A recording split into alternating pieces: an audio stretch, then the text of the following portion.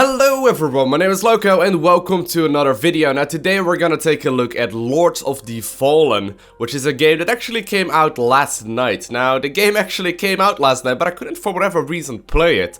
I needed to wait for a patch that was released early in the morning and I need to update all kinds of stuff. So frustration was everywhere because I actually meant to record this one last night. But I finally got it working. It is currently 29th of October, which actually means that it's my birthday today. So for today this is going to be the only video. But I'm going to be showing you a little bit of gameplay and I'm going to show you my first look at Lords of the Fallen. I have played it a little bit already, and I've done like the very first boss, and I've done some walking around and whatnot. And hopefully I'll be able to show you some decent gameplay right here and give you my thoughts on the whole game. Now a lot of people are calling Lords of the Fallen basically Dark Souls, like in a new sort of like flavor. I have to admit, when I was playing the game as well, it felt extremely much like Dark Souls. But honestly, that is not a bad thing. I have always loved Dark Souls. I'm still currently playing Dark Souls 2. But Dark Souls 1 has very quickly climbed to one of my absolute favorite games of all time. So, you know, that it is sort of a copycat of Lords of the Fallen is a bit of a copycat of Dark Souls is not really a bad thing, to be honest. Like, you know, it can only really be good. So, I'm extremely excited for this game, and hopefully you are as well. Now, let's have a look together. Now, I did decide to actually delete my previous character simply because I wanted to start off fresh and show you guys what it looks like right from the beginning. I am going to be focusing mostly on gameplay and whatnot in this video, so I'm not really going to show you any of the cutscenes, but I'm sure there's plenty of YouTube videos out there that will show you exactly that. Now, the thing starts off when you create your character. So right here, I click new game, I go to a new save file. It starts off right here. Now, the most important thing that I have realized so far is not so much the equipment selection. I mean, you can basically switch out whatever. I mean, you can play a roguey character and still wear big ass swords, and you can play, you know, a cleric and still wear a shield and daggers and whatnot. So the armor stat is really not that important. This only really dictates your opening stats and the gear that you're going to be starting with. But the magic type selection is pretty crucial. Now, I'm not completely sure. Basically what you have to choose right here, you have 3 different kind of magic that you can go for. Yeah, and I'm not completely sure if you are going for brawling, which is sort of like a warrior sort of stance, if you can also get the deception and solace magic types, or if you are completely stuck, so to say, to the brawling magic types. That is not completely clear, and I've not played it far enough yet to really know if this is going to be true. But this is definitely one of the more important choices to make. So let's have a look at the magic types that are available. There's brawling. And basically what you get is, there's a prayer, a motionless clone that attracts enemy attention to give Harkin advantage, who is by the way the main character. Over time it will also restore some of your health. Rage is surrounding force that gives more damage, attack power, and removes energy restrictions. Quake, your most powerful ally, coming down to help you and slam your enemies with a giant hammer, wreaking havoc. And Ram, a powerful charging force that apart from damaging your enemies, can also stagger or knock down the enemies. So basically this is just your all-in-all brawler, warrior, sort of, you know, melee character sort of guy, right? Like, this is a very straight up warrior sort of magic type. Next up we have Deception. Prayer, a motionless clone that attracts enemies attention to give Harkin an advantage in combat and increases the energy recovery. There's also Shift. Harkin moves into shadow dimensions. There's Stab and there's Mimic. You can very quickly see that this is indeed a roguey sort of character. Whereas this one is really focused on like melee combat and face-to-face combat. This one is a little bit more focused on trickery, backstabbing and things like that. And then we have Solace, emotionless clones that attract blah blah blah, that increases the magic recovery. Shelter, a protective shell, Daze, and Punishment. So basically this is like your magic. So this is the strength sort of guy, this is the rogue sort of guy, and this is the magic sort of guy. So it's pretty straightforward, but I would like to, I would like you to, when you start playing this game, give a little bit of thought about your magic type selection, because there's a big chance that you will not be able to replace this one, unless you decide to start the game anew again. Equipment selection, like I said, just really determines your opener stats. Now, one funny thing to notice as well is that, let's say you go for a brawling character and then go for a rogue. The name of your character, as you can see, Harkin right there shows as an outlaw, changes. So let's say we are playing a rogue right now with that brawling thing. We can also switch it out for deception, and now it's actually called a rogue. So that's kind of a funny thing. And if we go for the Did we go for solos yet? Yeah, that makes me actually, well, apparently this one with the cleric set makes us a cleric. So it's pretty straightforward and pretty cool. Now, what are we going to be playing for this one? I'm thinking of playing a super roguey character. So that's what I'm gonna try for this one. So I'm gonna be going for the Deception Magic type. And I'm also gonna go for the equipment set of the Rogue. Which basically makes sure that I have my attributes of Strength, Vitality, Faith, but Endurance and Agility are my most important ones. And the gear that I'm going to be starting off with, can we actually have a look at that? Turns out we can't, but let's get started. So here we are in the game. I did decide to actually skip the cutscene right there because, like I said, I'm going to be focusing mostly on gameplay and my thoughts on the game. But here's my character! Yay! I actually do have a shield. I actually expected to start off with 2 daggers. But wasn't really paying attention to the armor selection, but here we go. Now, I did play the first little bit of this game. I did defeat the very first boss of this game. So I do know the basics. And for anyone who has played a Dark Souls game, you will be very familiar with the way this plays out. But like I said, not really a bad thing. So I'm gonna be having to approach this very first guy right here. Finding a Rogar is quite a challenge. To learn the basics, approach the Marauder just ahead using the left stick. So I just need to walk towards him, and there we go. The first rule of combat is focus. Just like in Dark Souls, to focus your senses and your camera, which is convenient, press the right stick right now. Notice the 2 brackets that appear around the enemy and the sound cue. There we go. And next up we have blocking. The most intuitive way of not getting hit is to block. Raise your shield. You need to press and hold left button right now. There we go. And right now we can start stabbing him away. Enemy behavior is bound by the same rules as yours. They can be staggered like the Marauder now. This is the perfect window for a strike. Try a fast attack with the right button. Don't stop now. Just keep slapping him away. Can we actually hit him more? Oh no, we can't. Evasion is also a perfectly viable strategy. Hold down the left stick to the left side or the right side and press B. And we roll out of distance. And now we can actually start hitting him with the right trigger attack, which is a little bit stronger. Stab him again. The second rule of combat is management. The orange bar in the bottom of the screen is your energy. Keep tracking it while fighting. It regenerates, but most actions are consumables. By the way, congratulations on your victory. So, oh, looks like we're actually getting all kinds of stuff right here. But I wanted to put your attention a little bit to the bottom left corner of the screen, okay? The bottom left corner of the screen, while we get free stuff again, shows you 3 different bars right there. Now in Dark Souls you only see 2 bars. Now it's pretty obvious what it is. The very first one is going to be my health bar. Very straightforward. When I get hit, that health bar actually, you know, goes down and I can drink potions and whatnot to get the health back. Now so far, health does not regenerate in the game. So I actually do need to use my potions, kind of like flasks, to you know, get my health back up. Now this is one of the main things that is also true in Dark Souls, is that you simply do not regenerate, making the game very difficult, and you actually need to learn to time your hits and whatnot properly, because, you know, you will just simply die if you aren't careful. Second one is going to be stamina. Now a quick word about stamina. Stamina is both used when playing defensive as well as offensive. So if I stab, as you can see, my stamina bar right there goes down. Now the same goes for my right attack trigger. As you can see, I'm doing all kinds of attacks, and when the bar is empty, I cannot attack anymore. Now, when that happens, I can also not block. Because basically, whenever I do block and my opponent hits me, a bit of the stamina bars goes down. So let's say I keep attacking him over and over again, and then I try to block. It won't really happen because I don't have enough stamina to block. So that's very important. And another nice thing to note is that whenever you have your shield up, your stamina recovery is very low. So let me actually show you. Right now I'm not having my shield up, and see at the stamina recovery right there in the bottom left. And now I'm gonna do the same thing again with my shield up, and you can see that it regenerates a whole lot slower. So basically what you're doing is you're always trying to manage your stamina most efficiently. Now the third bar, I don't know exactly if we will see too much of that in this video, but it's going to be my magic bar. So, you know, we will get into that at some later point. Let's just continue onwards. Now, one thing to note as well is that the graphics in this game are pretty damn cool.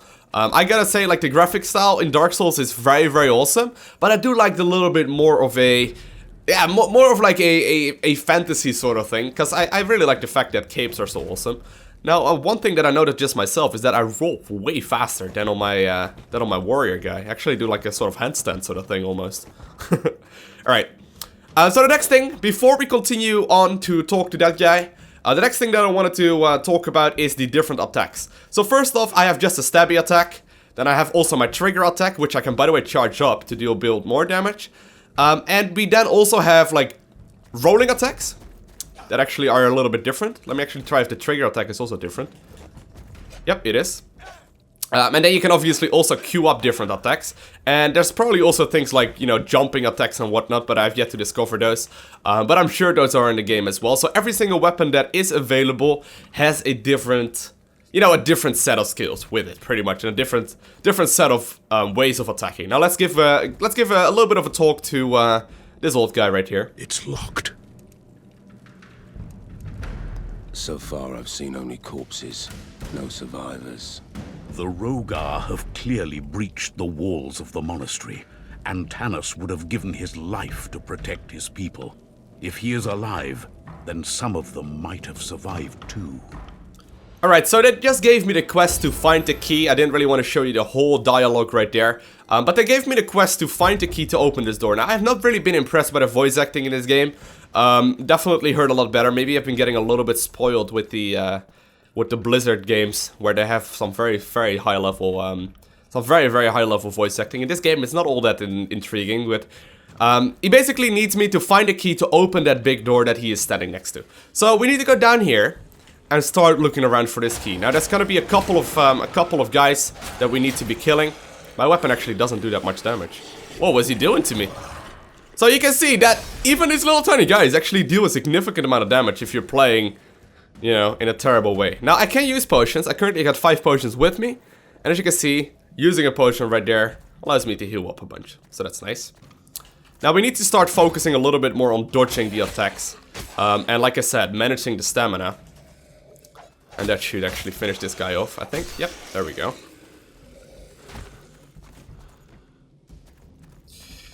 And we can actually also sneak up. Staying quiet is not only good for avoiding combat, it can give you a head start. For many fighters, it means a difference between loss and victory.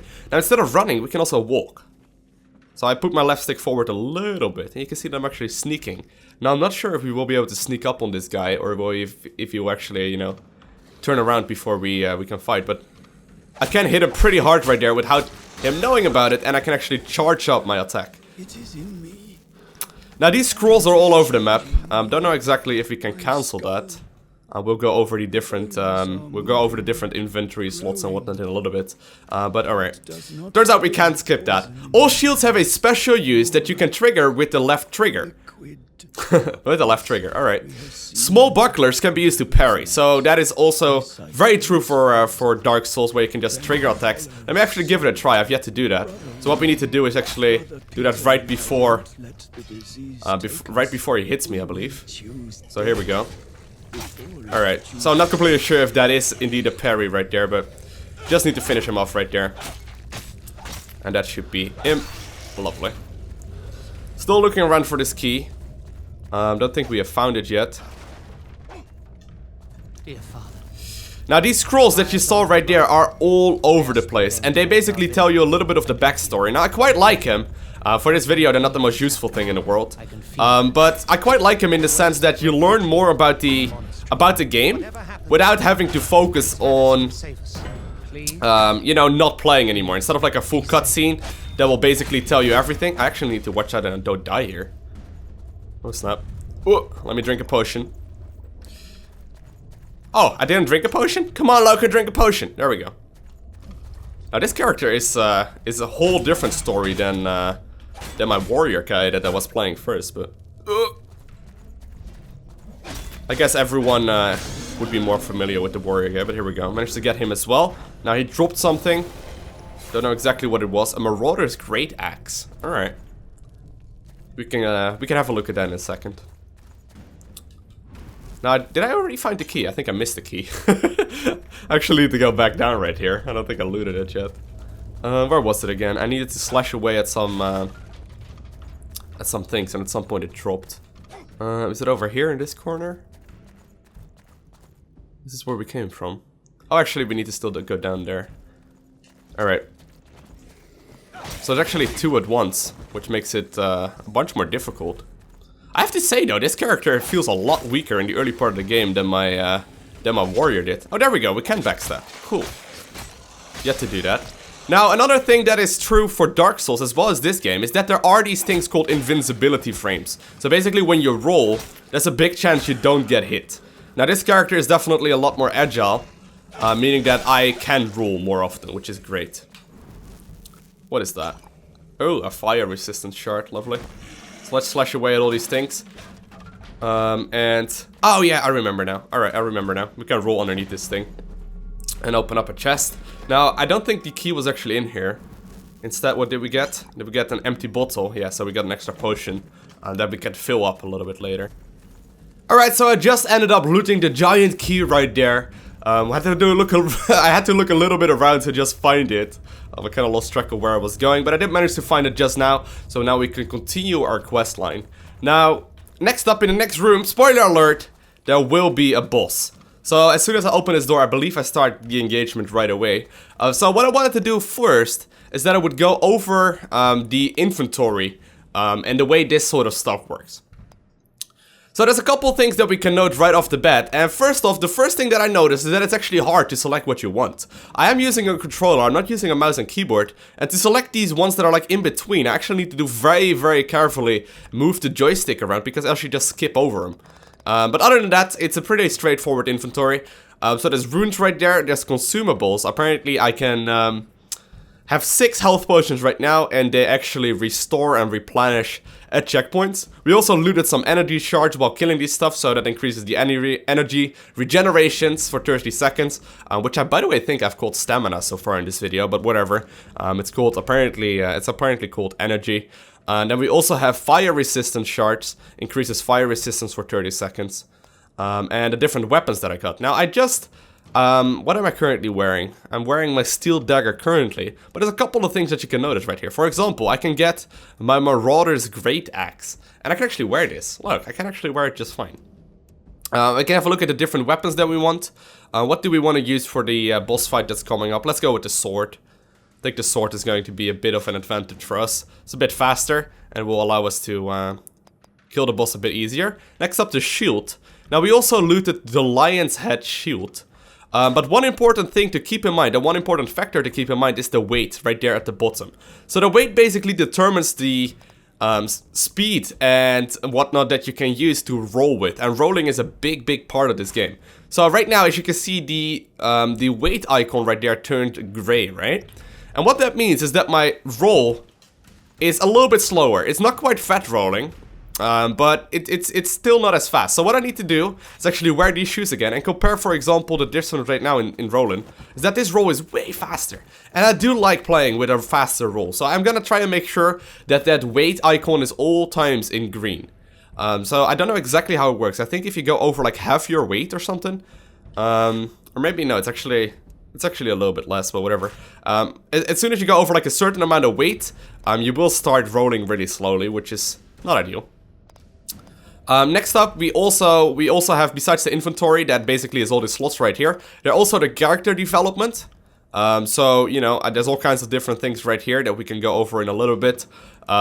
This is also pretty straightforward, we'll go over that in a second. And then we also have the lore, where you can read about all these things that are still coming up in this game. And looking at this, the game actually looks like it's quite an amount of playtime, but I didn't actually mean to listen to that, but alright, you get the idea, right? Alright, so let's open up the door and have a look at this very first boss.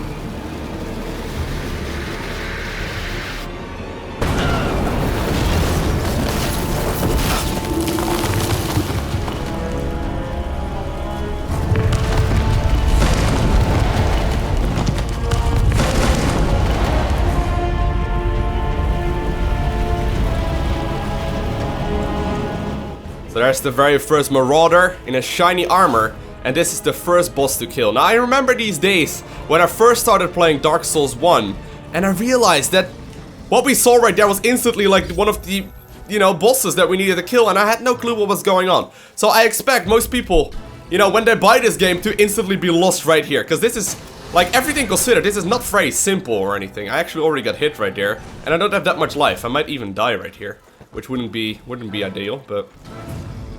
And he actually does all kinds of strong attacks. He's not like a very obvious kill. Now, his health is also pretty high up, so... I'm actually kind of low already. Let me drink a potion.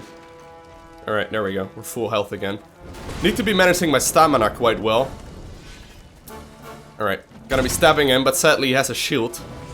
Gotta roll out of trouble. Ooh. And we need to basically find the weakness of this boss. Now, I have yet to find it, to be honest. In Dark Souls, what is oftentimes true is that you need to stand next to them, and they basically deal no damage. Ooh, we need to watch out. Ooh, shit. That shield slam right there. Alright. That wasn't even close. Let's hug him. We should probably hug him a little bit more. He looks like the kind of person that loves hugs. Ooh. Well, we shouldn't be hugging his shield, I suppose. So right now I'm out of stamina, and I instantly start taking actual life damage right here. Alright. He's at about a quarter of his life right now, but I only have one potion remaining, which is a bit of a problem right here. Gotta be careful. Now he actually also hits behind him, which is the main thing. Like usually a boss with a big sword will not hit behind himself, right? Whew. Need to actually use my next potion. No! Whew. Alright.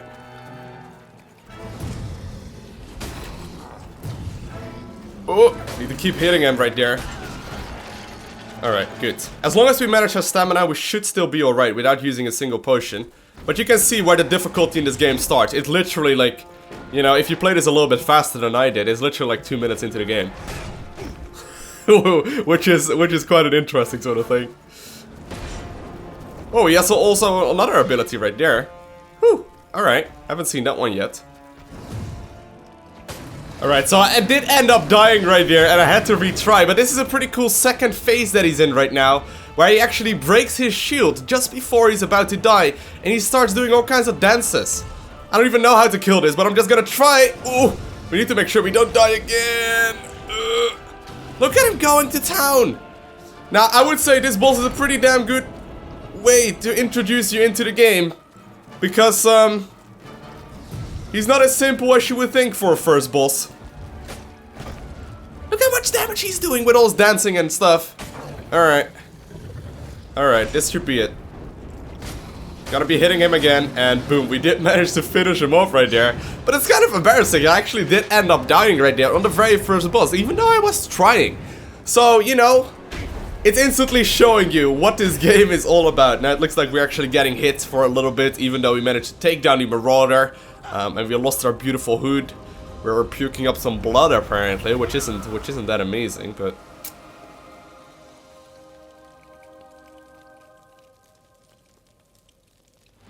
we did manage to take out the very first warden right there. We get some sort of badge of honor or whatever it is. One of those lords Caslo keeps talking about. What did we loot right there? A sealed ruin, big, an unknown ruin, and we got a persistence greatsword apparently. So I actually don't know what this is. Is that like regeneration or whatever? Ah, you've acquired your lost experience. Cool. So these things show up every now and then. Character development. The experience you earn for defeating the enemies remains with you until you die, or you know, you store it. The more you carry, the higher rewards drop for fallen foes. Still, if you don't want to lose what you currently have, bank it to save shards. Bank it in the save shards like this one. It prevents the loss upon death, but also resets your drop rate modifier, so it is a trade-off. Storing the experience as save shards gives you the attribute and spell points. Hold either LT to store experience towards spells, or RT to store it towards attributes. You can do this by opening the character development screen when close to a save shard. Tip: press B if you don't want to bank your experience now. Otherwise, press the character development screen button to give it a try. Okay, so here we are at the character development screen. Information about your experience and your available spell and attributes points is displayed right here. You can bank the experience you gained. Alright, you just explained that. So what we can do right here, we can use the XP that we have. Yeah, okay, I will go over that in a second. So currently we have 1,000 experience apparently. I actually thought I had a little bit more the first time I played around, but it might have been because we died. But that's okay.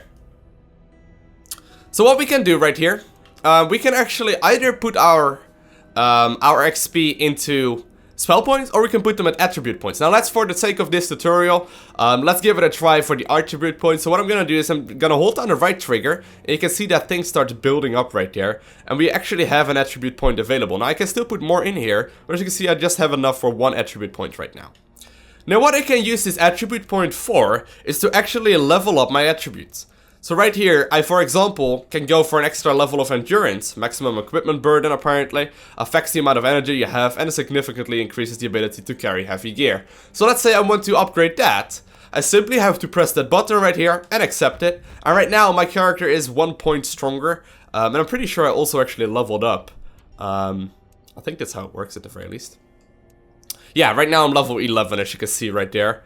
Yeah, it just makes my character a whole bunch stronger. Now, I am not sure if this is like in Dark Souls 2 where you can actually reset these points, or if it is like Dark Souls 1 where you can never ever reset those points, and sort of like, as soon as you spend an attribute point, it is in there, and the only way to change it is to start a new character. Could very well be either, but either way, I would be very careful using your attribute points, you know, on things like, you know, like this sort of stuff, because if you're not gonna use the endurance, it's pointless, right? So we have strength. Affects not only the weapon damage with strength base, but also slightly increases the ability to carry heavier gear. Fatality determines the amount of your health. Fate increases the amount of magic you can use with the spells in the gauntlet. It also boosts the damage of magical weapons. Endurance affects the amount of energy you have and significantly increases the ability to carry heavy gear. We have agility, boost the damage dealt with fast weapon, but also give it slightly increased in energy. And then we have luck. You will need more luck to get better rewards for killing opponents, but it also helps you to get better crafting materials. So luck is kind of the weird one in here, whereas the other ones are pretty straightforward. Other than that, we also have the spell things right here that we could have a look at right here. Now I didn't have enough XP to actually show you that, but also that basically speaks for itself. So right here, we can use the checkpoint, we can refill our potions, and we can basically just use this as a point where we can come back to at any point. You know, when we die next up, we will actually respawn over here at this little shrine sort of thing. And as you can see, my potion popped back up to 6, which is the total amount of potions I have. And right now, I can continue playing this one. So this is how far I've come myself so far in this game. Honestly, so far I had a very, very good time for myself. Now, to ask your question, whether or not this game is worth buying, I'm gonna try and be brief with this, but I probably will go on all kinds of random things. But in short, if you enjoy games that are very like challenging and very difficult to play, I would say this is very, very, very fun. And it is definitely geared towards the player that likes a certain kind of challenge. Let's say you are only used to like playing, I don't know, if you're like used to only playing like, what is a pretty easy game that I've recently played? Oh yeah, I played some Shadow of Mordor, right? Shadow of Mordor is a great game, but it's pretty easy. Combat-wise, you can't really do very much wrong, as long as you just press the button at the proper timing, right? In this game, same to Dark Souls, same to Lords of the Fallen, which we're looking at right now, you need to be trying to focus really hard on the combat, and you need to figure out how to kill bosses, and you need to basically be focused at all times, because the game will not make it easy for you. So if you are into games that require a certain challenge, I would highly recommend this game. If you are, however, a gamer that is a lot more casual than that, and you just want to pick up a game every now and then, and you want to have a look if this game is something for you, it might not be the best thing. If you aren't completely sure, however, I would highly recommend picking up Dark Souls 1. On the PC, the version is called Prepare to Die, I believe. You can pick it up for only a couple euros, and it is an extremely good game that is similar to this sort of games. So if you aren't completely sure if this is your type of, you know, the type of genre that you really enjoy, I would highly recommend picking that one up. Because you know, Lords of the Fallen, it is very, very comparable in a lot of ways. Now, honestly, I am very excited to playing this one through. I do plan on playing this game a whole lot more. So if you are interested in more content for Lords of the Fallen, make sure you hit that like button below. But more importantly, to subscribe, because you will get a notification when I upload another video. And other than that, I want to thank you guys all for watching. Have an amazing day. Do not forget to smile. And I'll see you in the next video.